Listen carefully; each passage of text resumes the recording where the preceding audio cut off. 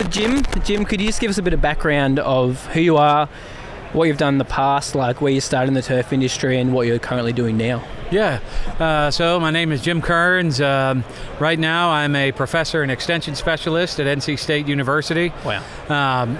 So prior to that, I did my PhD at NC State, but I did a master's at Texas A&M, and I also did my undergrad bachelor's degree at NC State. Wow. So when I finished my PhD, I went to the University of Wisconsin for 5 years. Yep.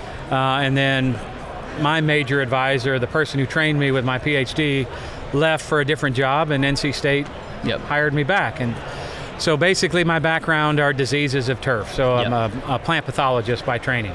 Awesome. And now that's pretty much what I do, is I research different diseases.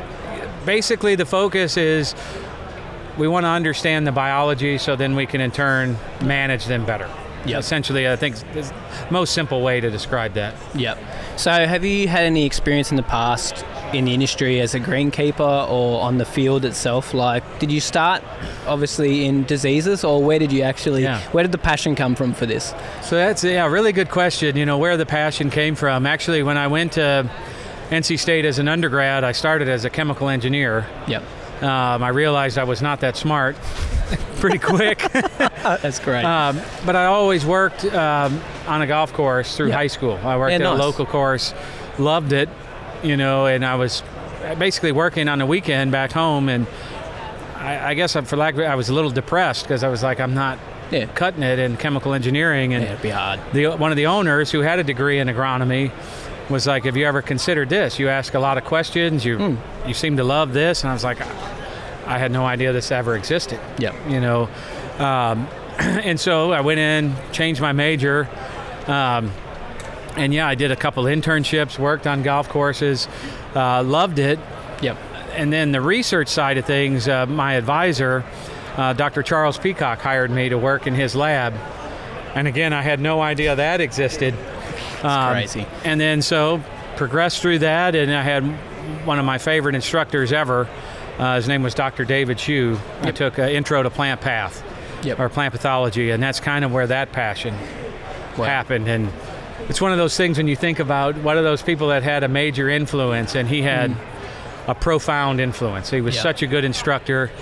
Ended up being on my graduate committee when I did my PhD, and moreover was my faculty mentor when I came back to NC State. So that's kind of where that passion came from. But I worked, mowing greens, doing all of that. Thought I wanted to be a golf course superintendent, but had no idea this research world existed. Yeah, it's amazing. I have, honestly, it's all new to me, and I'd love to know more about it. But what does your day-to-day look like when it comes to work, like working with diseases, and do you know what I mean? Because like myself, I have no idea what it involves and what you do in the field or what you do in the lab or what you do day to day. So what do you do? Wow, that's a really good question. So I think part of the reason I love my job is my day to day is different every day. Yeah, cool. But like, what do we do? So in the States, for those that may not know, that word extension actually comes from the federal government. They fund our universities to take the research that we do and essentially extend it to our growers. And for me, that happens to be anybody managing turf. Yep. So it could be we're diagnosing a sample for somebody in the lab. Yep. We could be doing research trials because we have maybe a 20, 25 hectare research facility. Yep. So I go out there a lot, examine different research trials that we're doing. I do a lot of site visits. If people are having issues, they'll call me in, have a look. Yep. So that's the cool thing. And then I also have graduate students that work for me. Yep. Mentoring them, advising them, helping them with their projects. So I don't really think I have a job because it's absolutely amazing. That's awesome. Right? I love it, because for me, that's what I really need. If I had to do the same thing over and over, I think I would struggle. Yeah, 100%. The variety, and I think most importantly, what I love is to see the look on somebody's face when you get to help them. Yeah. Right, and I think in your background, managing turf can be a little stressful at times, and when you lift a weight off of them, it's one of the most remarkable things. Yep. It's hard to describe until you see it. Until you experience it. Exactly. And my son and wife kid me. It's like, people really care about what you do. Yeah, it's funny, isn't it? It's so niche. And it is so niche. And it's like, yeah, you don't understand. I just have this tiny bit of knowledge that they want. Yeah. But then they treat me like I'm somebody special. Yeah. And I'm really not. Just have a little bit of knowledge that they needed. Yeah, that's so good. I love it. That's awesome. Mate, great to hear about that. So when it comes to, we're obviously at the Husqvarna stand here today. So have you got any experience with automowers? Do you use it at all in your field? Or do you think it has any impact, like with helping maybe prevent diseases with the way they mow dew off the lawn? Or is there anything or any like comments you have towards automowers and how they're improving the industry, or maybe not? What do you think? Yeah. So with some of the robotic mowers, I mean, I've seen a lot of them throughout the U.S. Yep. We demoed some at what we host every year is a turf field day. So we have turf managers come in to see the research that we're doing, and we demoed a pretty big unit and one of the smaller ones. It's interesting that you asked. I didn't even think about the consistent dew removal, as a potential disease management. I think absolutely that could be something. Maybe if the Husqvarna folks are listening, they could, get some dew help brushes us out, on there, with the little research project. Yeah. But true.